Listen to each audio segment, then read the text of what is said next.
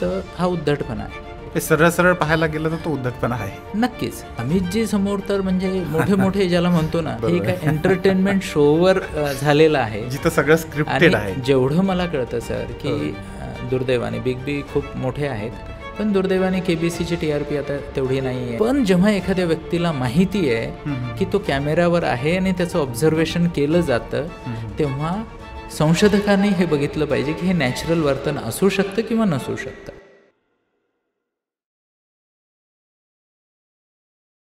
मित्रांनो नमस्कार, कसे आहात सगळे? मित्रांनो, आज माझ्यासोबत पॉडकास्टमध्ये आपले गेस्ट म्हणून गप्पा मारण्यासाठी पुन्हा एकदा डॉक्टर राजेश्वर चन्ने सर आहेत.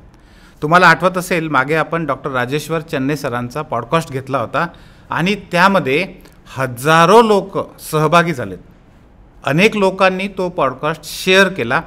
इंस्टाग्रामवर आणि इतरही सोशल मीडियाच्या सगळ्या प्लॅटफॉर्मवर त्याला तुफान प्रतिसाद मिळाला आणि या प्रतिसादामधून अनेक आपल्या प्रेक्षकांनी जे प्रश्न विचारले त्यातले काही निवडक प्रश्न घेऊन त्या प्रश्नांसंदर्भात गप्पा मारण्यासाठी आज पुन्हा एकदा डॉक्टर राजेश्वर चन्ने सर आपल्यासोबत आहेत. सर या विषयातल्या 2 मोठ्या पुस्तकांचे लेखक आहेत. अभ्यास कशा पद्धतीने करायचा हे आपल्या शाळांमध्ये शिकवल्या जात नाही. सगळे विषय शिकवतात, पण अभ्यास करायचा कसा हे शिकवल्या जात नाही. त्यांचं पहिलं पुस्तक हे अभ्यास कसा करायचा याच्यावर आहे आणि दुसरं आपल्या सगळ्यांची तक्रार असते की अभ्यास खूप करतो पण परीक्षेत आठवत नाही. म्हणजे आठवायचं कसं, मेमरीच्या संदर्भातलं त्यांचं दुसरं पुस्तक आहे. त्यांचा या विषयातला गाढा अभ्यास आहे. या विषयामध्ये अनेक वर्षापासून ते खूप चांगलं काम करत आहेत. सोहम गुरुकुल नावाचं काउन्सिलिंग सेंटर आहे आणि त्या काउन्सिलिंग सेंटरच्या माध्यमातून हजारो विद्यार्थ्यांनी खूप चांगल्या पद्धतीने आपलं करिअर घडवलेलं आहे. त्यासाठी ते मार्गदर्शन करतात. मित्रांनो, पॉडकास्टमध्ये पुढे जाण्याच्या आधी जर तुम्ही अजूनही चॅनलला सबस्क्राईब केलं नसेल तर लगेच चॅनलला सबस्क्राईब करा. शिवाय हा पॉडकास्ट आणि आपले इतर सगळे पॉडकास्टसुद्धा तुम्ही स्पॉटिफायला सुद्धा आता ऐकू शकता. काम करत करत, प्रवास करत करत तुम्ही या सगळ्यांचा आनंद घेऊ शकता. अजिबात वेळ न दवडता सरांशी आपण कनेक्ट होऊया. सर, पुन्हा एकदा क्रिएस टॉक पॉडकास्टमध्ये खूप खूप स्वागत आहे आपलं. धन्यवाद सर. जय श्रीकृष्ण. आणि खरंच सर खूप अप्रतिम असा प्रतिसाद मिळालेला आहे. हो. आणि मला आनंद होतोय पुन्हा एकदा आपल्या प्रेक्षकांशी संवाद साधताना. सर, जेव्हा म्हणजे आता मधल्या काळामध्ये आपण अनेकदा आपल्या खूप साऱ्या प्रेक्षकांशी बोललो सुद्धा आणि त्यातल्या अनेक लोकांना हा विषय जो आहे तो खूप उत्सुकतेचा वाटला. खास करून आपली जे आपण ब्रेन मॅपिंगची टेस्ट म्हटलं होतं त्याच्यावर खूप साऱ्या लोकांनी प्रतिक्रिया दिल्या. अनेक लोकांनी स्वतःहून फोन केले आणि बरंच काय काय त्याच्यामध्ये झालं. हजारो लोक त्याच्यामध्ये सहभागी झाले. सर, मला आजचा जो हा एपिसोड आहे आपला, हा वर्तन ज्याला म्हणता येईल, म्हणजे मुलांचं वर्तन, खास करून बिहेवियर आपण म्हणू शकतो. तुम्ही त्यातले गाढे अभ्यासक आहात. तर या भागामध्ये पुढे जाण्याच्या आधी अलीकडच्या काळामध्ये कदाचित तुम्हाला पण तो नक्कीच माहीत असेल की अमिताभ बच्चन यांचा KBC प्रोग्राममध्ये जो एक किस्सा घडला, तर तो किस्सा तुम्ही पण नक्की बघितला असेल आणि आपल्या अनेक पालकांच्या मनामध्ये पण हा प्रश्न आहे की याचं नेमकं विश्लेषण कसं केलं पाहिजे. तुमच्या मताने तुमचं मत काय आहे त्याच्यावर? सर, शक्यतो तुम्ही TV सिरियल्स ह्यापासून बराच दूर आहे. बरं. पण जेव्हा हा विषय सोशल मीडियात आला, आपण म्हणूयात व्हायरल झाला, हो है ना, तेव्हा उत्सुकतेपोटी मी हा व्हिडिओ बघितला. बरं.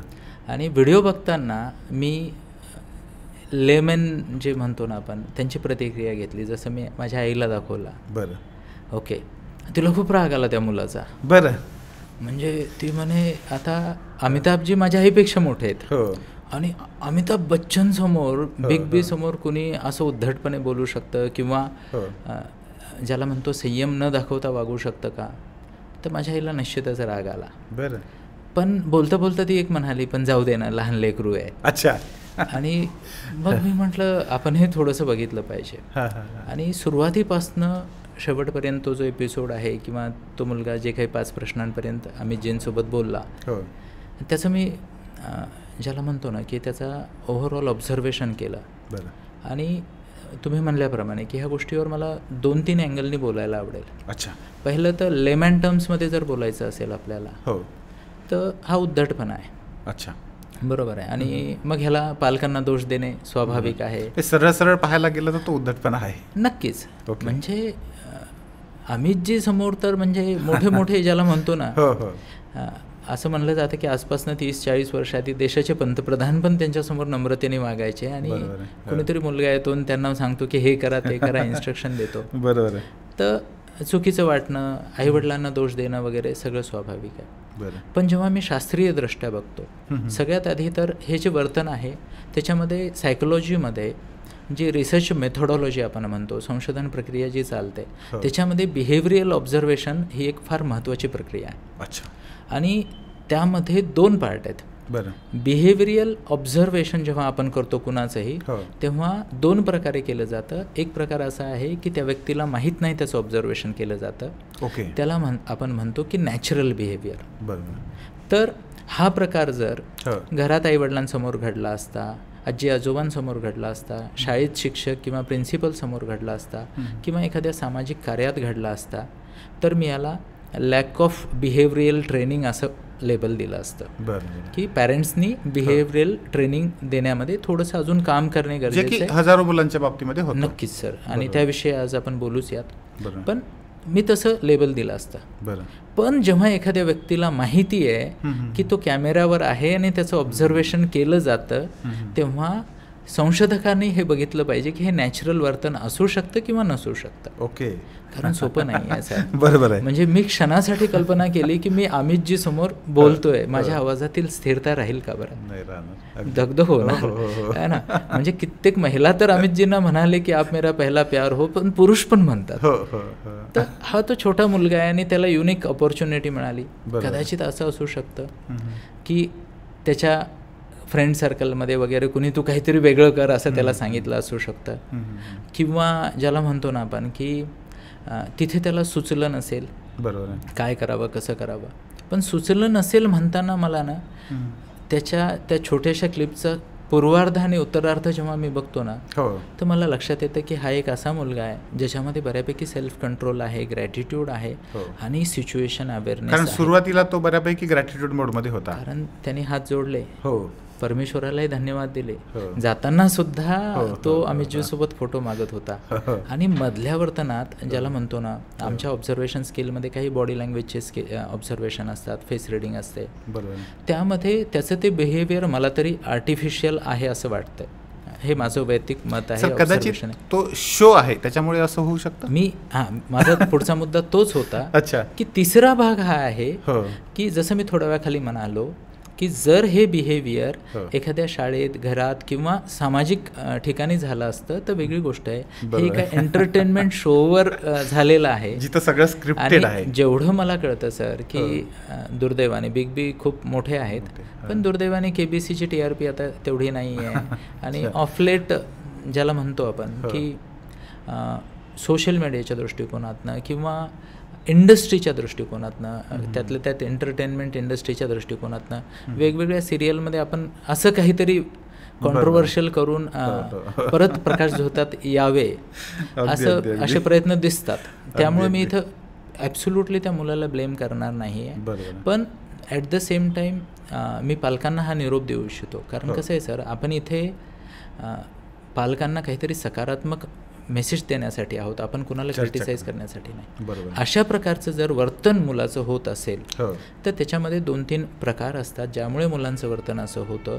ते प्रकार शोधून आपल्याला त्या मुलांना बिहेवियरल ट्रेनिंग देणे खूप आवश्यक आहे. ह्या केसमध्येही जर ह्या मुलाचं वागणं हे सामान्य वेळेसुद्धा असंच जर असेल तर त्या मुलाच्या चांगल्या भविष्यासाठी, त्याच्या चांगल्या रिलेशनशिपसाठी आणि त्याच्यामधलं असलेलं पोटेन्शियल पुढे नेण्यासाठी त्याला बिहेवियरल ट्रेनिंगची निश्चितच गरज आहे. सर, आपण जेव्हा हे बिहेवियर म्हणतो, मुळात हे जे एखाद्या व्यक्तीचं, एखाद्या मुलाचं खास करून बिहेवियर आहे, ठीक आहे, आता तो जो पार्ट आहे तो सोडू आपण, म्हणजे तो एक शोचा भाग होता असे आपल्याला समजायला हरकत नाही. किमान आपल्या प्रेक्षकांना असं समजता येईल की ते सत्य मानून आपल्याला चालता येणार नाही. पण पुढे गेल्यानंतर अनेकदा पालकांना आपल्या मुलांविषयी सुद्धा बिहेवियरविषयी खूप प्रश्न पडतात की असं का वागत असेल, आम्ही तर असं वागत नाही, अशा पद्धतीचे प्रश्न पडतात. तर मुळांचं म्हणजे मुळामध्ये ह्या मुलांचं जे वर्तन घडतं तर ते कशातून घडतं किंवा कोणत्या घटकांमुळे घडतं असं वाटतं? खूपच उत्तम प्रश्न आहे सर हा. आणि मला असं वाटतं की खासकर ह्या नव्या पिढीमध्ये पालकांच्या म्हणतोय मी, जिथं पालक खूप व्यस्त आहेत, बरोबर, त्यांना वर्तनाच्या मागचे जे शास्त्र आहे हो, वर्तन पद्धतीचं ते समजणं खूप आवश्यक आहे असं मला प्रामाणिकपणे वाटतं. आता मी तुम्हाला सांगेल की कुठलाही मूल किंवा तुम्ही आणि मी सुद्धा हो, आपण हो, हो. एखादं वर्तन करतो तर का करतो, बरोबर, बरोबर आहे. तर ह्यामध्ये पहिला जो भाग येतो तो स्पेशल इव्हेंटचा येतो. अच्छा, खासकर काही मुलांमध्ये परीक्षेची भीती, एखाद्या अंधाऱ्या जागेची भीती, लिफ्टची भीती असे येतात. तर एखादा विशेष अनुभव आला जिथे खूप सारं भीती वाटली किंवा निगेटिव्ह एक्सपिरियन्स आला, बरोबर, तर ते तुमच्या सिस्टीममध्ये फिट होतं आणि त्यानुसार आपण रिॲक्ट करायला लागतो. ह्याच्याच विरुद्ध एखादा खूप जास्त आनंद देणारा सरप्रायझिंग आनंद मिळाला तरीही ती गोष्ट मग ती पहिली गोष्ट टाळावी वाटते आणि ही गोष्ट वारंवार करावी रिपीट होते ती. तर स्पेशल इव्हेंटचा फरक पडतो एक. दुसरी गोष्ट आहे मॉडेलिंग. अच्छा, मॉडेलिंगमध्ये काय होतं, बिहेवियरचे जे अडॉप्शन होतं की तो आसपास बघतोय आणि त्या मुलाला सांगण्यात आलेले समाजातील जे विशेष घटक आहेत, समजा जसं आपण म्हणतो आई बाबा, आजी आजोबा, टीचर्स, गुरु, आपली तर त्याच्यासाठी मॉडेल असतात. ॲब्सोल्युटली आपली तर ही संस्कृती आहे की आपण प्रत्येकाला मावशी, काका, त्या असे शब्द वापरतो. मग त्यांचं आजूबाजूच्या लोकांचं काय वर्तन आहे. आता इथे 3 फॅक्टर आहेत. एक फॅक्टर आहे वेळ. अच्छा, तो ज्यांना कुणाला बघतोय किती वेळ बघतोय. ओके. दुसरी गोष्ट आहे वारंवारता, किती वेळा बघतोय. आणि तिसरी गोष्ट आहे इंटेन्सिटी, की जे वर्तन बघितलं जातं त्याची इंटेन्सिटी काय आणि कशी किती. बरोबर आहे. त्यातनं पण मॉडेलिंग होतं. जर मुलाला एखादं वाटतं, उदाहरण देतो सर, म्हणजे माझ्याकडे भरपूर सारे पॅरेंट्स येतात आणि हे करतात. एक मुलगा आहे आणि त्याचे वडील ज्याला म्हणतो ना घरात आले आणि वडिलांना जेव्हा आराम करायचा असतो किंवा इतरांना दूर ढकलायचं असतं ते फक्त चिडचिड करतात. बरं. त्या मुलांनी बघितलं आहे की बाबांनी चिडचिड केली की बाबांची आई म्हणजे त्याची आजी ती येते आणि सगळ्यांना सांगते नाही नाही त्याला कामाचं प्रेशर आहे आणि त्याला मोकळं सोडा, म्हणजे त्याला रिलॅक्स होऊ दे, कोणी त्रास देऊ नका. मग बाबा आमचा मोबाईल बघत बसतो किंवा फुल डे टीव्हीची मॅच बघत बसतो आणि त्याला कोणी छेडत नाही का, तर बाबाला कामाचा ताण आहे. मग मुलाला लक्षात येतं की चिडचिड केली म्हणजे आपल्याला प्रायव्हसी मिळते किंवा लोक पंगे घेत नाहीत, तो अडॉप्ट करतो. एक्सेप्ट केले. तर ही मॉडेलिंग आहे सर. बरोबर आहे. तिसरी गोष्ट आहे ज्याला म्हणतो ना सवय लागणे. बरोबर आहे. Habit formation. जसं आपण ब्रश करतो, म्हणजे मी बघितलंय सर आळशीमधले आळशी माणसं पण सकाळी उठलं की ब्रश करतात का, सवय लागली. अगदी बरोबर. तर काही मुलांना सवयच लागते. बरोबर. आता अभ्यासामध्ये आपण त्याच्याविषयी बोलूयात. स्क्रोलिंगची सवय लागली की एका मुद्द्यावर एका स्क्रीनवर जास्त वेळ न टिकण्याची सवय लागते, मग तो पुस्तकात टिकत नाही. याच्याविषयी आपण नंतर बोलू. तर सवय लागणे हा पण एक फार मोठा फॅक्टर आहे. बरोबर. तिसरी गोष्ट आहे की ट्रिगरची उपलब्धता. बरं. म्हणजे माझी इच्छा नाही आहे गोड खाण्याची आणि मी गोड टाळतोय, पण मी जिथं कुठं जातोय मला आजूबाजूला जर गोड दिसतंय तर शक्यता वाढेल. मग माझं मन हळूहळू अरे ट्राय करूया आणि मग येता जाता म्हणजे मी तुम्हाला सांगतो सर, खूप साऱ्या मराठी स्त्रिया घरात एक षडयंत्र करतात. ते काय माहिती आहे, जे कुठला आयटम संपवायचा आहे ना ते पुरुषांच्या येण्या जाण्याच्या ट्रॅकवर ते ठेवतात बाजूला. पुरुष येता जाता खातून संपवतो. नाही सर तुम्ही बघा घराघरात होतंय. ओके. तर ही पण ट्रेनिंग आहे. ते फक्त ते ट्रिगर करतायत. पहिल्यांदा आपल्याला वाटतं आपलं पोट भरलंय, पण दुसऱ्या वेळेस आपण ते शेंगदाणे उचलतो किंवा तिथलं काहीतरी ठेवलेलं उचलतो. तर हा पण ज्याला म्हणतो ना सर सायकोलॉजी अशीच काम करते. बरोबर. तर असे खूप सारे ज्याला म्हणतो ना की आपण प्रकार आहेत ज्यामधनं मूल ते वर्तन शिकतं. एक अजून गोष्ट आहे सर, आणि ह्या गोष्टीचे 2 पार्ट आहेत. एक आहे आयडेंटिटी वर्तनाच्या मागे. बरं. एक्झाम्पल, आजकाल खूप सारे व्हायलन्स असलेले गेम मुलं खेळतात. मग त्या गेममध्ये विजेता कोण आहे, ज्याने कुणाला तरी नुकसान पोहोचवलंय किंवा कुणाला तरी मारलंय विध्वंसकरित्या ॲग्रेसिव्हली. मग त्याला काय वाटतं, विजेता कसा असतो, ॲग्रेसिव्ह असतो, दुसऱ्यांना तुच्छ लेखतो किंवा मारतो. मग इथे तो पॅटर्न यांच्या ज्याला म्हणतो ना आयडेंटिटी त्याच्यात येते. तसं मॉडेल तयार होतं. तर त्याची आयडेंटिटी काय बनली त्यानुसार वर्तनावर परिणाम होतो. की एखाद्याला मी कूल आहे असं आयडेंटिटी बनवायची. बरोबर. ती होईल. एखाद्याला मी सिन्सिअर आहे, चष्म्याची लाज वाटणारे आणि चष्मा प्राऊडली घालणारे दोन्ही प्रकारचे विद्यार्थी आहेत. तो आयडेंटिटीचा पार्ट आहे. आणि शेवटचा पार्ट म्हणजे मी थोडं विस्तृत बोलतोय, पण मला वाटतं गरजेचं आहे, पालकांना हे सगळे मुद्दे कळाले पाहिजे. शेवटचा पार्ट आहे ग्रुपची आयडेंटिटी जी आहे त्यामध्ये फिट होण्यासाठी. एक्झाम्पल, जेव्हा भारत ऑस्ट्रेलिया मॅच होते आपण भारताचे फॅन असतो. जेव्हा मुंबई चेन्नई मॅच होते आपण रोहित किंवा तलायवाकडे जातो, धोनीकडे. हे काय, आपण त्या ग्रुपचा पार्ट होण्यासाठी जे वर्तन करतो ते ग्रुपचं पण प्रेशर आजकाल खासकर मुलांवर खूप आहे. तर हे जे 5-6 पद्धती आहेत, माझी पालकांना विनंती हीच आहे की तुम्ही ऑब्झर्व करा तुमचं मूल ह्यातल्या कुठल्या कॅटेगरीमध्ये येत आहे. बरोबर, की त्याचं चुकीचं मॉडेलिंग होतं आहे का, किंवा तो चुकीच्या ग्रुपचा पार्ट बनण्यासाठी मरमर करतो आहे का, कारण त्याला चांगले ग्रुप मिळत नाहीत, किंवा त्याची आयडेंटिटी चुकीची आहे का, आणि बाकीच्या गोष्टी ज्या मी बोललो. सर, हे खूपच महत्त्वाचे मुद्दे तुम्ही सांगितलेत. म्हणजे खास करून मॉडेलिंगचा मुद्दा, कुटुंबामध्ये होणारे संस्कार, किती वेळ तो बघतो, किती वारंवारता आहे, हे सगळंच खूप महत्त्वाचं आहे. मला हे पण विचारायचं आहे की ह्या सगळ्या गोष्टींमधून त्याचं वर्तन घडतं, त्याचं बिहेवियर घडतं, पण त्याचं बिहेवियर घडण्यामध्ये अनुवंशिकतेचा पण काही वाटा आहे? निश्चितच सर. बरं, मी तुम्हाला सांगू इच्छितो सर, राग. अच्छा. अनुवंशिकता येते का रागामध्ये? तर नक्कीच येते. हो. इनफॅक्ट जुन्या काळी जी आपली वर्णशैली होती, किंवा भगवद्गीता अध्याय 4 श्लोक 13 भगवंतानीच लिहिले की मी 4 वर्ण चातुर्वर्णम मया सृष्टम गुणकर्म विभागशा. ओके. भगवद्गीतेमध्ये मी भगवद्गीता थोडी बहुत सांगतो लोकांना, तर तिथे स्पष्ट लिहिले की 4 वर्ण मी बनवलेत आणि गुण आणि कर्माने विभागलेत. म्हणजे त्या वर्णात ते गुण आले. उदाहरणादाखल क्षत्रिय आहे तर ॲग्रेशन आहे, ब्राह्मण आहे तर विद्वत्ता आहे, वाणी आहे किंवा व्यावसायिक आहे तर त्याच्यामध्ये वाक्यचातुर्य आहे, निगोशिएशन स्किल आहेत.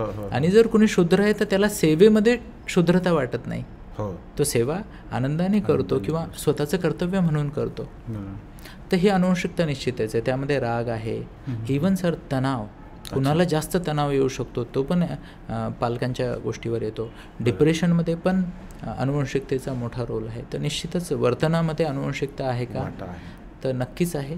पण हे पण खूप साऱ्या रिसर्चमध्ये सिद्ध झालं आहे की आपण याला ओव्हरकम करून, समजा गृहीत धरा की एका फॅमिलीमध्ये खूप सारे रागीट लोक आहेत आणि त्यामधल्या एखाद्याला आपण रागावर नियंत्रण मिळवून शांतपणे पुढे जाण्याचे ट्रेनिंग देऊ शकतो का? तर उत्तर आहे हो. ओके. फक्त एक आहे, कुठेतरी पहिला स्वीकार पाहिजे की आपल्याकडे एक चॅलेंज आहे, प्रॉब्लेम आहे आणि आपल्याला त्याच्यावर मात करण्यासाठी पेशन्सनी पुढे जायचं आहे, तर नक्कीच होऊ शकतं. सर, तुम्ही जेव्हा आता तुमच्याकडे येणाऱ्या शेकडो विद्यार्थ्यांना काउन्सिलिंग करता, पालकांना काउन्सिलिंग करता, तर तेव्हा तुम्हाला हाही घटक करावा लागत असेल, म्हणजे लक्षात घ्यावं लागत असेल.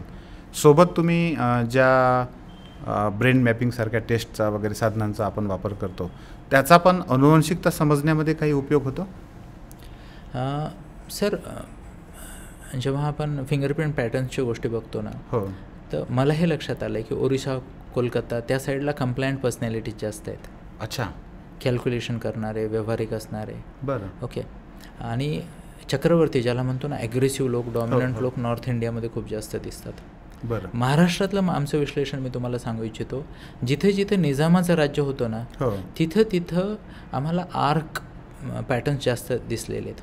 म्हणजे सिंपल भाषेत म्हणायचं तर शोषिक लोकांची पर्सनॅलिटी असते ना, ती मराठवाडा आणि हैदराबाद वगैरे त्या भागामध्ये, लातूर, नांदेड, उदगीर तिकडच्या बेल्टमध्ये आम्हाला जास्त दिसून आलेले आहेत. जसं मी म्हणालो की नॉर्थ इंडियामध्ये चक्रधारी आम्ही ज्याला म्हणतो, ॲग्रेसिव्ह लोक, डॉमिनंट लोक, आपल्याच मनाचं करणारे जास्त दिसलेले आहेत. आणि बरेचदा ज्याला म्हणतो जिथं शिक्षण चांगलं आहे आणि रिलेटिव्हली स्टेबल हिस्ट्री आहे, तिथं स्मार्ट, डायनॅमिक आणि ज्याला म्हणतो ना मिळून मिसळून राहणारे, ज्याला आम्ही डव पर्सनॅलिटी म्हणतो, त्या जास्त बघण्यात आलेले आहेत. हे ऑब्झर्वेशन निश्चितच उपलब्ध आहेत सर. तर इथे काय होतं, हे डेमोग्राफिक झालं. पण त्या डेमोग्राफीमध्ये थोडी बहुत अनुवंशिकता आहे का? तर ते खात्रीनं नाही सांगता येत, कारण कधी कधी कॉन्ट्रास्ट येतात. म्हणजे एकाच घरी 2 वेगळ्या प्रकारचे फिंगरप्रिंट्स आम्हाला बरेचदा दिसून येतात. अच्छा. तर डेमोग्राफिकली मेजॉरिटी जास्त आहे. बरं. म्हणजे समजा तुम्ही जर मला एरियाचे दिले आणि थोडेसे जास्त डिटेल दिले तर कदाचित मी प्रेडिक्ट करू शकेल की याचे हे पॅटर्न असू शकतात. पॅटर्न असू शकतात पण नियम नाही सांगता येणार काही नाही पण सर, म्हणजे कारण कसं होतं, जे मी बोलतोय समजा ही थेरी आहे असं जर मी म्हणलं, त्याला सपोर्ट करणारे बरेच एवढे पण इक्वली मिसमॅच आहे, त्यामुळे आपण त्याला व्हॅलिड नाही असं म्हणू. अगदी अगदी अगदी अगदी. सर तुम्ही आता वर्तनाचा खूपच छान अभ्यास म्हणजे आता सांगितलात पण, आणि तुमचा मोठा अभ्यास पण त्याच्यामधला आहे. अनेक केसेस तुम्ही स्वतः रोज बघता. पण मला हे विचारायचं आहे की अलीकडच्या काळात मुलांमध्ये हा प्रश्न खूप जास्त प्रमाणामध्ये असतो की वाचतो सगळं, समजतं पण त्याला, पण परीक्षेत गेलं की आठवतच नाही. ओके, असं का होतं सर? हा अभ्यासाचा प्रश्न झाला. आणि अभ्यासाच्या बाबतीत जर बोलायचं झालं तर म्हणजे खूप खूप मोठ्या प्रमाणात आहे. याच्यामध्ये 2-3 गोष्टी असतात. सायकोलॉजिकल रिझन्स असू शकतात, किंवा मेमरी ट्रेनिंगचा पार्ट येऊ शकतो, किंवा प्रॅक्टिस कशी केली तुम्ही त्याचा पार्ट येऊ शकतो. तर सायकोलॉजिकल रिझनमध्ये काय असतं, जर मुलावर दबाव आहे, सेल्फ इंड्युस्ड असू शकतो, त्याने स्वतःवर दबाव टाकला, किंवा पालकांचा, किंवा टीचर्स, सोसायटीचा. कारण अशी लोक खूप आहेत, तू तो भाई टॉपर आहे, तू तो भाई टॉपर आहे, तू तो भाई टॉपर आहे. तर नंबर 3ला आलं तर त्याची इज्जत जाते. बरोबर आहे. म्हणजे तो विषय मोठा आहे सर, है ना. म्हणजे साधारणतः 2019च्या आसपास एका मुलीने पुण्यामध्ये सुसाईड केली होती, आपल्या इथे पुलावरनं हे करून. तिला 92% मिळाले होते. आणि तिने चिठ्ठीमध्ये लिहिलं होतं की आई, मी तुला प्रॉमिस केलं होतं 95% घेईल, आणि मी माझं शब्द किंवा वचन पूर्ण करू शकले नाही. म्हणजे अपेक्षा कुणाची किती आहे, आणि इतरांशी तुलनेमध्ये किंवा स्वतःच्या गोलमध्ये. तर एक सेल्फ इंड्युस्ड प्रेशर आहे, दुसरं सामाजिक प्रेशर आहे, फॅमिलीचं प्रेशर आहे. तर सायकोलॉजिकल फॅक्टर्स येतात. मग ते प्रेशर खूप जास्त झालं आणि मनात जर शंका आली. एक्झाम्पल, आता रिसेंटली एक मुलीचं उदाहरण माझ्यासमोर आलं. तिला IIMमध्ये MBA करायचं आहे आणि ती कॅट देते. खूप म्हणजे क्लासची टॉपर सर, प्रॅक्टिसच्या प्रत्येक मॉक टेस्टमध्ये. फायनल एक्झाममध्ये गेली, पहिले 2 प्रश्नामध्ये काहीतरी गडबड झाली, 3 मिनिट वेस्ट गेले आणि ब्लँक झाली. आता तिथूनही ती खूप छान रँकमध्ये येऊ शकली असती, पण तिला त्या 3-4 मिनिटाच्या कॅल्क्युलेशनमुळे आणि एररमुळे तिला असं वाटलं की आता मी टॉपमध्ये येऊ शकत नाही, माझी संधी गेली. पुढचा प्रयत्नच करायची हिंमत नाही झाली तिची. बरोबर आहे. तर आम्हाला ऑलमोस्ट 1.5 महिना लागला त्या मुलीला रिकवर करायला. ओके, तर हे झालं सायकोलॉजिकल रिझन. दुसरी गोष्ट आहे सर, आपलं मन आहे ना, त्याला कॅलिब्रेशन मेथड नसते. अच्छा. म्हणजे कारण कितीतरी आया मला सांगतात, सर मी ह्याचं रिव्हिजन घेते, माझ्यासमोर खाडखाड बोलतो, आजीसमोर बोलतो, शाळेत गेलं की याला मार्क पडत नाहीत. प्रश्न विचारणाऱ्याला पूर्ण उत्तर ऐकायचं कसं हे माहीत नसतं. उत्तर सांगणाऱ्याला पूर्ण उत्तर कसं सांगायचं हे बरेचदा त्यांनी प्रॅक्टिस केलेलं नसतं. विषय माहीत असणे आणि तो त्या परीक्षेचं उत्तर म्हणून जसं अपेक्षित आहे तसं स्ट्रक्चर्ड लिहिणे, ह्या 2 वेगळ्या गोष्टी आहेत.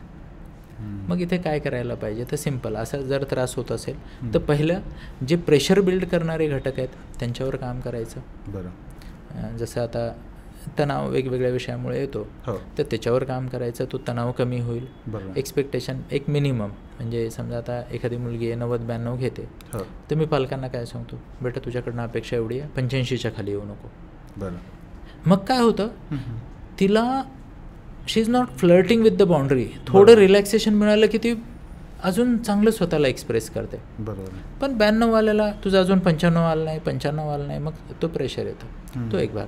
दुसरा भाग, माणसाने रिइव्हॅल्युएशन केलं पाहिजे की पेपर दिल्यानंतर माझं कुठं कुठं चुका होतात, कुठल्या प्रकारच्या चुका होतात, प्रेझेंटेशन ठीक आहे का, आणि मला ते मुद्देसूद लिहिता येते का, जे काही असेल ते करणे. आणि जसं आता सर तुमच्या संस्थेमध्ये पण तुम्ही विद्यार्थ्यांना हे शिकवताय, मॉक टेस्ट देणे.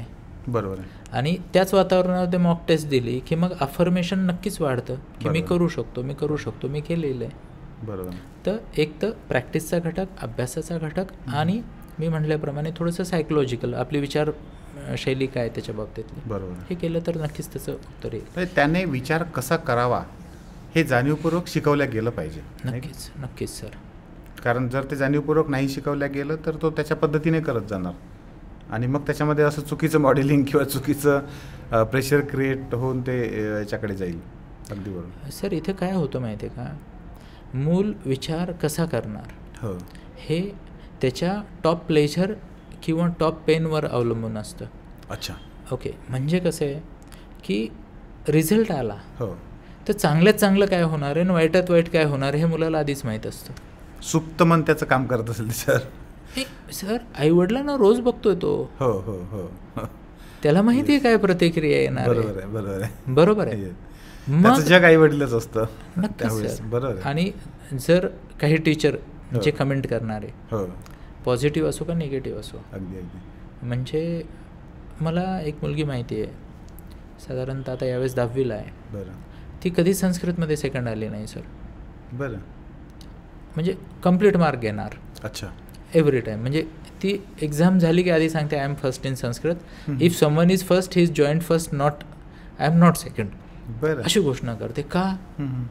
तिला सुरुवातीलाच कोणीतरी सांगून ठेवलं की तू संस्कृतची जिनियस आहेस वगैरे वगैरे. तिच्या आसपास एवढं वलय निर्माण झालं. बरोबर आहे. की ती छोटीशी बाळच म्हणूयात आता, काय विद्यार्थिनीच आहे ती. आणि मला तिला कित्येक वेळा सांगतं की बाई तुझं हे जे सायन्स आहे याला 72चं 75वर ने ना, किंवा बाकीचे सगळे 5% पुढे ने. ते एका मार्कासाठी तू एवढा एफर्ट टाकते की इकडचे 10%ची इम्प्रूव्हमेंट तुझी मार्क खाते. बरोबर आहे. परत तोच प्रश्न येतो ना सर. तो जो प्राईड किंवा फेल्युअरची भीती, ह्या दोन्हीमुळे ते प्रेशर येतं सर. आणि पालकांनी सजग राहिलं पाहिजे. बरोबर. माझं म्हणणं आहे सर की गोल आणि मिनिमम एक्सपेक्टेशन हे क्लिअर कम्युनिकेट करता आलं पाहिजे. मिनिमम एक्सपेक्टेशन मुलांना कॉन्फिडन्स देतं की मी करू शकतो. आणि ॲब्सोल्यूट फेल्युअर ज्याला म्हणतो ना तसं तर काही नसतंच, पण तरी बिग फेल्युअर काय आहे हे त्यांना माहिती पाहिजे. आणि मी तर पॅरेंट्सला कायम सांगतो मुलाचं ॲव्हरेज पर्सेंटेज जेवढं आहे -7% करा आणि त्याला सांगा याच्या खाली येऊ नको. बरोबर.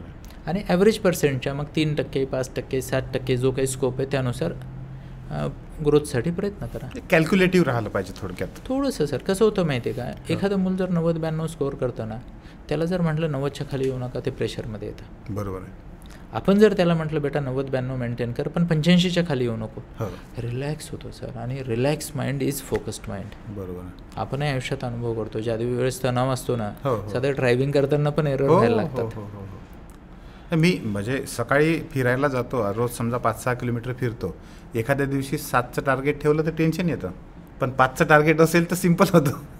खूप आरामात फिरू शकतो आपण. आणि सर इथं मनाला चॉकलेट मिळतं. टार्गेटपेक्षा जास्त केलं. अगदी अगदी अगदी. सर आपण जेव्हा मुलांच्या बिहेवियरविषयी बोलतो, अनेकदा मुलं चिडचिड खूप करतात. त्यांच्या हातात समजा काही गॅजेट वगैरे असेल आणि ते आपण काढून घेतलं की प्रचंड संतापतात.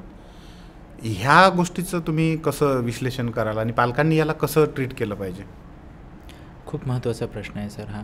आणि इथे आपण एक लक्षात घेतलं पाहिजे की जी गोष्ट सर्वत्र आहे ती सर्व योग्य आहे असं नाही. ओके. म्हणजे काय झालं आहे की गॅजेट्स आता आपल्या आयुष्याचा पार्ट बनलेत. बरोबर आहे. इनफॅक्ट आपले प्रेक्षक पण गॅजेटच्या माध्यमातूनच आपल्याला बघतात. बरोबर. जे सर्वत्र आहे म्हणजे नॉर्मल आहे असं नाही आहे. तर गॅजेट ॲडिक्शन हा विषय मी थोडासा बोलेन. आणि हाय एंड ॲडिक्शन नाही आहे, पण सवय लागणे, त्याचे काही पॅरामीटर्स मी आधी सांगेन की जे पालकांनी लक्षात घ्यावेत. बरं. तर ह्याच्यामध्ये काही महत्त्वाचे मुद्दे येतात. जसं की सुरुवात जर आपण केली तर ते जे काही गॅजेट आहे त्याचा विड्रॉवल सिम्पटम नावाचा एक प्रकार असतो. अच्छा. म्हणजे मुलाच्या हातातनं गॅजेट तुम्ही काढलं किंवा काढून घेतो असं म्हणालात आणि त्याच्यानंतर नकारात्मक एनर्जी जर मूल देत असेल, त्याची चिडचिड होत असेल किंवा त्याला म्हणजे सडनली तुमच्या इमोशनमध्ये असं फ्लेअर अप होत असेल, तर पालकांनी लक्षात घ्यावं की आपलं मूल गॅजेट ॲडिक्शनला किंवा स्क्रीन ॲडिक्शनला प्रोन आहे किंवा त्या दिशेने चाललं आहे. ओके. गॅजेटमध्ये दुसरा एक फार महत्त्वाचा विषय हा पण येतो की टॉलरन्स. ओके. टॉलरन्स काय आपण समजून घेऊया. सर तुम्ही ऐकलं असेल, पालकांनी पण ऐकलं असेल, डायबिटीज, शुगर, आयुष्यभर गोळ्या घ्या वगैरे किंवा ब्लड प्रेशरच्या.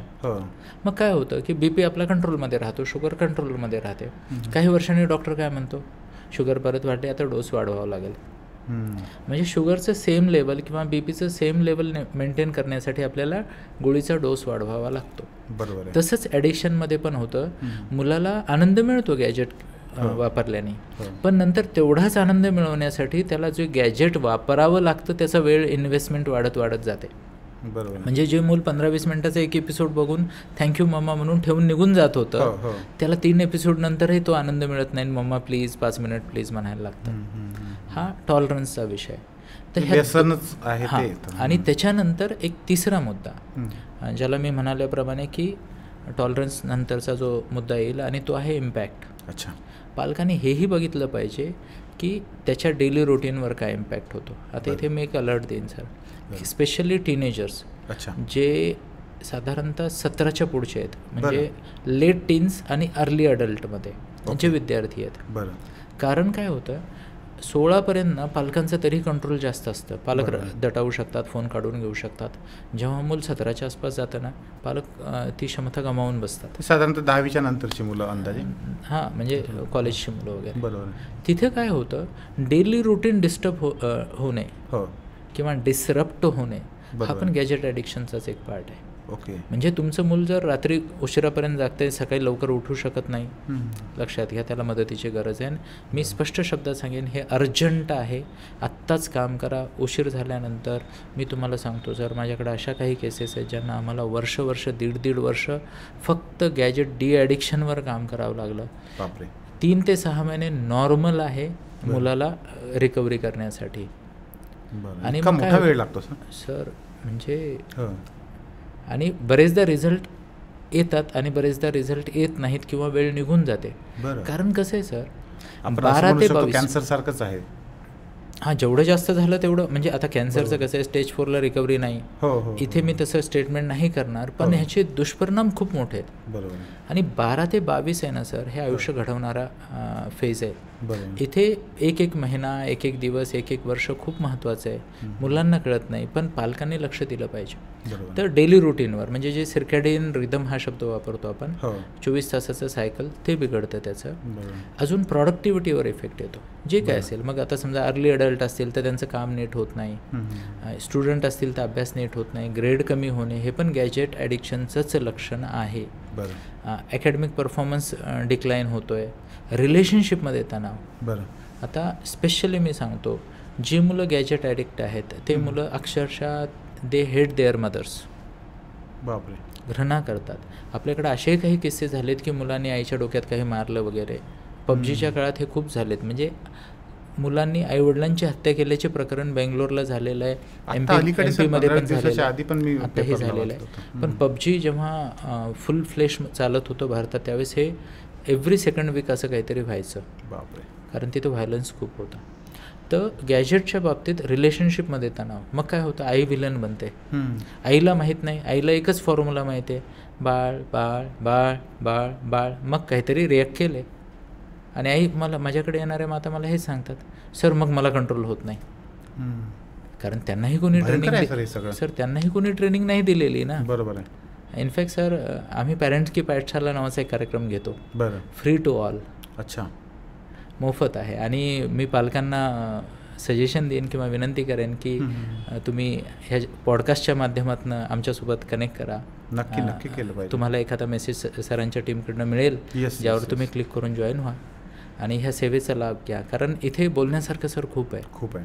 पॅरेंटिंगवर आपण बोलू शकतो, पण आपण लाईव्ह सेशन्स पण घेत असतो ह्याचे. बरोबर आहे. ज्या माध्यमातून पालकाला शिकायला मिळतं. तर पॅरेंट की पाठशालामध्ये आम्ही असेच वेगवेगळे विषय लाईव्ह क्वेश्चन्स घेतो. बरोबर. तर गॅजेट सर, म्हणजे आपल्याला जेवढं वाटतंय तेवढं सोपं प्रकरण नाही आहे. हा खूप गंभीर विषय आहे आणि ही फॅशनचा भाग नाही आहे. म्हणजे गुगलला, आणि मी ओपन सांगतो वाचकांनी आत्ता लगेच जर व्हिडिओ थोडा पॉज करून गुगलला विचारा, which addiction is more severe, alcohol और सिगारेट और मोबाईल और गॅजेट. गुगल कुठलीही शंका न घेता मोबाईल आणि गॅजेटला वर देतो, दारूपेक्षा किंवा सिगारेटपेक्षा. बापरे.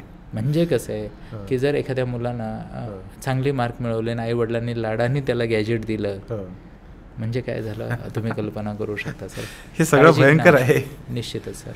सर, मला याला जोडून एक प्रश्न विचारायचा आहे की बरेचदा काय होतं की मुलांना अभ्यासाची सवय पालक लावतात, थोडीफार दिवस ते राहते काही दिवस, पण काही दिवसानंतर आपोआप असं होतं की ते परत मूल अभ्यास सोडून देतं आणि मग गॅजेटच्या किंवा ह्या याच्यात लागतं. तर ही सवय कशी कंटिन्यू करायची चांगल्या पद्धतीने, किंवा या गॅजेटसोबत त्याचा काही तसा संबंध आहे का? सर गॅजेटचा तर निश्चितच संबंध आहे आणि मी गॅजेटविषयीच बोलेन. बरं. पालकांनी वेळेची मर्यादा आखली पाहिजे, पहिला बरं. विषय. दुसरा विषय, माझी विनंती आहे, पालकांनी एक डायलॉग पाठ करून घ्यावं. मुलाला सांगा, बेटा आय लव्ह यू, पप्पा लव्ज यू, मामा लव्ज यू, हे म्हणा, काही हरकत नाही. माझा तुझ्यावर पूर्ण विश्वास आहे, हेही म्हणा. कारण आजकाल मुलं स्मार्ट झालेत, बरोबर. तेच पालकांना चॅलेंज करतात उलटं, माझ्यावर विश्वास नाही का. अगदी बरोबर आहे. सर मी स्वतः 2 मुलींचा पिता आहे. मी माझ्या मुलींना सुरुवातीला सांगितलं, बेटा I trust you 100%, but I do not trust your age. बरोबर. मी तुझ्यावर विश्वास ठेवतो, पण तुझ्या वयावर माझा विश्वास नाही. कारण मेडिकल सायन्सनी हे प्रूव्ह केलं आहे, प्रीफ्रंटल लोब डेव्हलप व्हायला 22 वर्ष लागतात आणि प्रीफ्रंटल लोब डेव्हलप झाल्याशिवाय स्वनियंत्रण येत नाही पूर्णतः. त्यामुळे विश्वास आणि प्रायव्हसी याच्या पलीकडे जाऊन, हे बघा सर, जगाचे नियम आहेत. म्हणजे फॅशन चालली, काय बॅकवर्ड पॅरेंट्स आहेत, मुलांना हे करत देत नाहीत, ते करू देत नाहीत. माझं सिंपल म्हणणं आहे, जग तुमच्या मुलाची काळजी नाही घेणार. तुमच्या मुलाची काळजी तुम्हाला घ्यायची. त्यामुळे तुम्ही ते नियम वापरा जे खरंच लागू होतात, जे सायंटिफिकली प्रूव्हन आहेत. प्रूव्हन नियम काय आहेत? बाउंड्रीज सेट करा. माझं म्हणणं आहे, 10वीपर्यंतच्या विद्यार्थ्याला 20-20 मिनिट 3 वेळा, त्यापेक्षा गॅजेट नसावं. पालकांनी डिजिटल पॅरेंटिंग नावाचं टूल आहे, प्रत्येक फोनमध्ये आहे, ते वापरावं. टायमर सेट करावेत. नवीन ॲप डाउनलोड विदाऊट पालकांच्या परमिशन होऊ नये. सर मी तुम्हाला रिसेंट एक किस्सा सांगतो. एका सभ्य गृहस्थाच्या घरी अचानक पोलीस आली. बरं. आणि झालं असं की त्या गृहस्थाच्या मुलांनी सोशल मीडियावर काहीतरी कॉन्ट्रोव्हर्शियल पोस्ट टाकली. बरं. आणि खूप मोठा गोंधळ झाला, डिटेलमध्ये मी जात नाही. बरं. आणि जेव्हा त्या मुलाने हे केलं, मूल आईची शपथ घेऊनही सांगायला तयार होतं की ही पोस्ट मी नाही टाकली.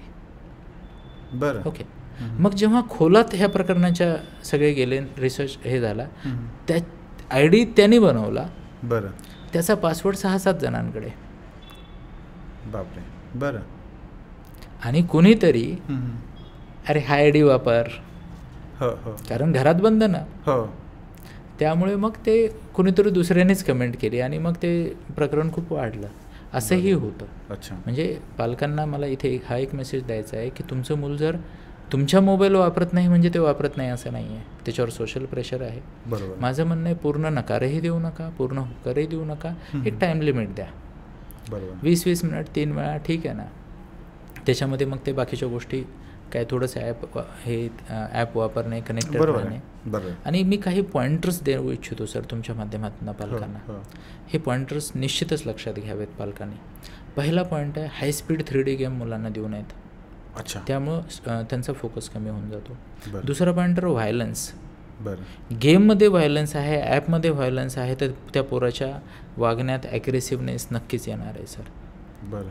वर्तनामध्ये अजून एक येतं, जिथं कुठं पीपल इंटरॅक्शन आहे आणि ॲप जेव्हा डाउनलोड करतो ना, बाजूला ते जे गोल असतं त्यावर क्लिक केलं की ह्या गोष्टी दिसतात. व्हायलन्स, पीपल इंटरॅक्शन असेल तर रिस्क खूप वाढते सर. कारण तुमचं मूल एकटं खेळत नाही आहे, त्याला कोणतरी मॅन्युप्युलेट करत आहे. बरोबर. त्यामुळे पण त्याच्या वर्तनावर निगेटिव्ह परिणाम होऊ शकतो. प्लस तिथं परचेसचा पण ऑप्शन आहे. अच्छा. आणि बरीच म्हणजे मनी ट्रान्सफर ॲपच्या माध्यमातून पण होतात. बरं. तर ह्या गोष्टीकडे थोडंसं जर लक्ष दिलं तर बरं होईल. आणि बाउंड्रीज सेट करणे खूप महत्त्वाचं आहे, टाईम लिमिट देणे खूप महत्त्वाचं आहे. आणि माझ्या घरचं मी एक उदाहरण देतो. आमच्या इथं दर रविवारी 4 ते 4:30मध्ये सगळे फोन्स, घरात जेवढे स्मार्ट डिव्हायसेस आहेत, फक्त माझा एक रीडिंगचा डिव्हाइस वेगळा आहे, कारण त्याचा मी जास्त वाचतो तर त्याचा स्क्रीन टाईम जास्त असतो. बाकी सगळे डिव्हायसेस येतात आणि माझी छोटी कन्या त्यातला वीकली जो व्ह्यू टाईम आहे त्याचा चार्ट काढते आणि सगळ्यांना असा गेम केल्यासारखा दाखवते. अच्छा. म्हणजे काय सर, मी ट्रान्सपरंट आहे. मी माझ्या मुलींना दाखवतोय की मी आठवड्याभरात कुठला ॲप किती पाहिला. बरोबर आहे. मग मला अधिकार मिळतो माझ्या 20 वर्षाच्या मुलीचा मोबाईल बघायला, तिने किती वापरला. बरोबर आहे. आणि आम्ही तिथे कधीही रिॲक्ट करत नाही सर. कधी माणसं मोहाला बळी पडतो. बरोबर. पण त्यांना सांगायचं की बेटा हे एवढं तुमचं लिमिट आहे, नसेल तर आम्ही लॉक लावू. लॉक लावणं चुकीचं नाही आहे, ॲक्च्युली ते हत्यार आहे. कारण मुलाचं आत्मनियंत्रण कमी आहे तर आपण त्याला सपोर्ट केला पाहिजे. ही सपोर्ट सिस्टम गरज आहे त्याची. निश्चितच सर. सर, मुलांचं बिहेवियर आणि मुलांचा अभ्यास ह्या दोन्ही नाही म्हटलं तरी एकमेकांशी जोडलेल्या दोन्ही गोष्टी आहेत आणि खूप सारे प्रश्न पालकांचे त्याच्या संदर्भात असतात. तर आपल्याला वेळेअभावी सगळेच तर काही घेता येणं शक्य नाही, पण त्यासाठीची एक अरेंजमेंट आपण केली आहे ती पण आपण सांगूया. पण त्याच्या आधी मला तुम्हाला एक रिक्वेस्ट अशी करायची आहे की एक शॉर्टमध्ये जर आपल्या पालकांनी कुठल्या गोष्टीकडे लक्ष दिलं पाहिजे खास करून, की जे आपण म्हणू शकतो की तो अलाराम आहे. हा वॉर्निंग सिग्नल आहे सर. निश्चितच काही स्टँडर्ड वॉर्निंग सिग्नल्स आहेत. हो. पहिली गोष्ट तर मुलाचा पालकांशी संवाद कमी होणे. बरं. संवाद झाला तर निगेटिव्ह होतो, काहीतरी कुरबुर होते. बरं. पॉझिटिव्ह संवाद कमी होणे हे एक फार मोठं सिग्नल आहे की तुमचं मूल कुणातरी दुसऱ्या व्यक्तीच्या प्रभावाखाली येत आहे. ओके. दुसरी गोष्ट आहे प्रायव्हसीची जास्त डिमांड करणे किंवा दरवाजा बंद करणे. ओके. मोबाईलचा जास्त वापर करणे, वायफाय किंवा इंटरनेटची डिमांड करणे. डोळ्याखाली काळी वर्तुळे एक इंडिकेशन असू शकतं, आहेच असं मी म्हणत नाही, खूप सारे कारण आहेत, पण काहीच कारण नाही आणि तेजस्वी मुलं आहे, अचानक डोळ्याखाली जर काळे वर्तुळे येत आहेत, बरं, वॉर्निंग साईन असू शकतं, शोधू शकतो आपण त्याला. उठण्याच्या वेळा जर लांबत असतील तर मोबाईलचा लॉक शेअर न करणे फार मोठा सिग्नल सर. म्हणजे बरेचदा पालकांना वाटतं हे नॅचरल आहे कारण पालक पण लॉक लावून फिरतायत. बरोबर. पण एवढ्या कमी वेळात मुलाला प्रायव्हसीची किंवा काही लपवायची गरज पडते तर ते खरंच एक मोठं वॉर्निंग सिग्नल आहे. दुसरी गोष्ट आहे ज्याला म्हणतो ना मुलाच्या चेहऱ्यावर ज्याला विस्मय दिसणे किंवा सरप्राईज झालो असे भाव दिसणे, तसं जर आलं तर ते इग्नोर नाही करायचं. कदाचित बॅकएंडमध्ये काहीतरी वेगळं चालू असू शकतं. ह्या काही गोष्टी आहेत. आणि जसं मी थोड्या वेळाखाली म्हणालो, ग्रेड्स जर कमी होत असतील आणि सडनली एखादा सिन्सिअर मुलगा अलिप्त होतोय, परफॉर्मन्स डाऊन होतोय किंवा चिडचिड करतोय, तो वॉर्निंग सायन्स आहेत. आणि नक्कीच त्यांनी मग एक तर स्वतः ऑब्झर्व करणे किंवा तज्ज्ञांची मदत घेणे, काळजी घेतली पाहिजे, लगेच नोंद घ्यायला पाहिजे. निश्चित सर, निश्चितच. सर, आजच्या ह्या स्पेशल एपिसोडमध्ये ज्या सगळ्या प्रेक्षकांनी प्रश्न विचारले होते त्याच्यामध्ये हे जे प्रश्न आहेत ते तर होतेच, पण त्याच्या व्यतिरिक्त काही प्रश्न होते. मी जसं की अभ्यासामध्ये मुलाला रस कसा आणावा, रोज सांगावं लागणार नाही असं कसं घडवावं, अशा पद्धतीचे प्रश्न आहेत. काही प्रश्न असे होते की तासनतास अभ्यास करून मार्क्स वाढत नाहीत, यात नेमकं कुठे कमी पडतं, वैज्ञानिक पद्धती आहेत का ज्या वापरून मेमरी आणि रिटेन्शन वाढवता येईल, वर्गात सगळं समजतं पण परीक्षेच्या वेळी ब्लॅक होतं, असं का होतं, म्हणजे जो आपण पहिल्या प्रश्नामध्ये घेतलं होतं ते सगळं. तर मला असं वाटतं की दुसरा एक सर वर्तनाविषयीचा खूप चांगला प्रश्न आला होता की भावंडांमध्ये तुलना आणि मत्सर वाढतोय, तर हे कसं कमी करता येईल. मला वाटतं हा एक प्रश्न आपण घेऊया, कारण नंतर आपण हे सगळे प्रश्न तर आपण वेळेअभावी तर घेऊ शकणार नाही.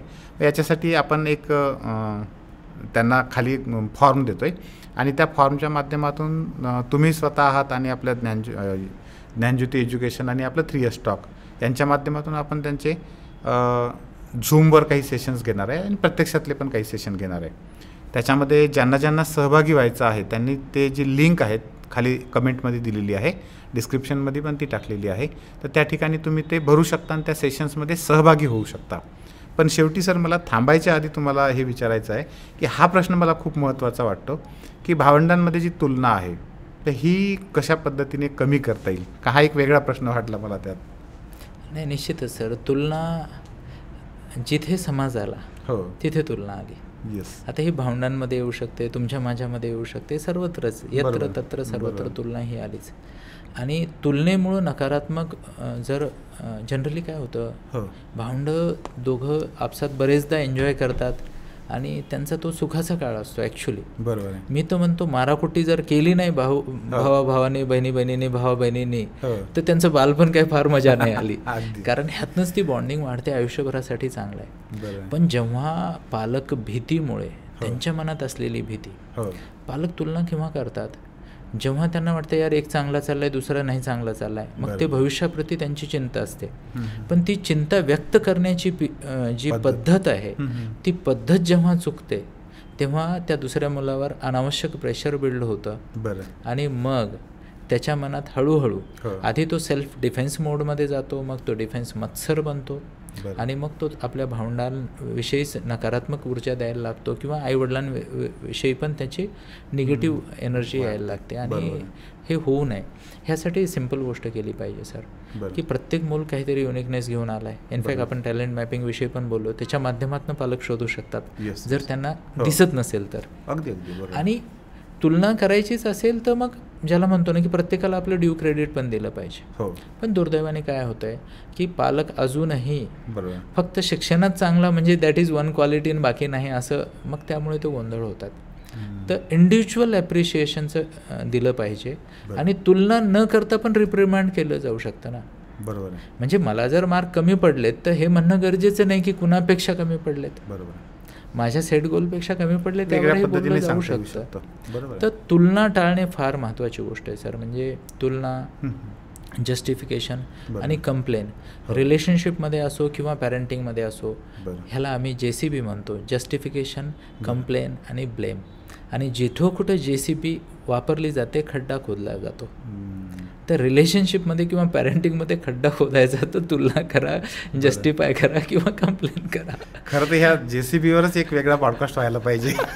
इतका मोठा विषय आहे. नाही खरंच सर, खरंच खूप सुंदर पद्धतीने तुम्ही हे सगळं सांगितलं. आणि खास म्हणजे खूप सारे प्रश्न आहेत. आपण मी म्हटलं तसं वेळेअभावी आपण सगळे तर घेऊ शकणार नाही, पण आपल्या सगळ्या प्रेक्षकांसाठी आपण प्लॅटफॉर्म ओपन करतो आहे, त्याची लिंक खाली देतो आहे. आपले प्रेक्षक त्याच्यामध्ये सहभागी होऊ शकतात, तो फॉर्म भरू शकतात. मग ते ऑनलाईन असेल किंवा ऑफलाईन असेल, जसं शक्य होईल तसं त्या पद्धतीने. पण निश्चितपणे खूप जे काळाची गरज म्हणतो आपण, असा हा प्रश्न आहे. आणि त्याच्यावर तुम्ही खूप चांगल्या पद्धतीने लोकांना गायडन्स करता, लोकांना मदत करता ह्या सगळ्या गोष्टीतून बाहेर पडण्यासाठी, पालकांना आणि मुलांना पण. हे खूपच छान आहे. पुन्हा एकदा या पॉडकास्टमध्ये 3S टॉकमध्ये तुम्ही आलात, एवढ्या सगळ्या चांगल्या प्रश्नांची म्हणजे खूप चांगल्या सुंदर गप्पा तुम्ही मारल्यात आणि आम्हाला गायडन्स केलं. खूप खूप धन्यवाद. Thank you sir. जय श्रीकृष्ण. जय श्रीकृष्ण.